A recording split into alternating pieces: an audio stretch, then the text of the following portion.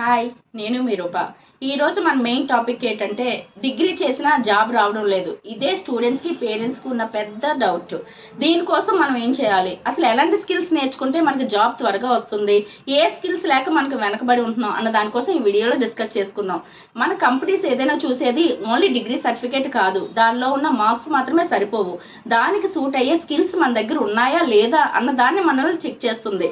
So మనకు కావాల్సిన skills ఏంటి? Number 1, English communication skills. First ఇంటర్వ్యూలో సెలెక్ట్ అవ్వాలంటే మనకు కావాల్సింది main communication skills, English fluency check చేస్తారు. Second one, problem solving.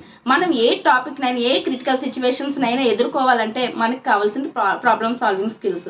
Third one, team leading. Team leading ఏంటి అంటే మనం ఆ కంపెనీకి అసలు సూట్ అవుతామా లేదా, దానిలో మనం చేయగలమా లేదా అన్నదాన్ని దీని మీద డిపెండ్ అయి ఉంటుంది. Last one, computer knowledge. Very very important.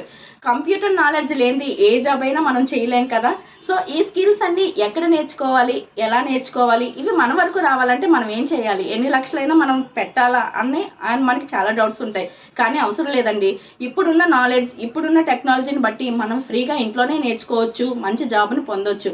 ఇలాంటివన్నీ ఇంకా మోర్ మీకు ఇన్ఫర్మేషన్ కావాలంటే నా ఛానల్ ఫాలో అవ్వండి. ఈ టిప్స్ అండ్ ట్రిక్స్తో మీకు నేను సపోర్ట్ చేస్తాను. Thank you for watching.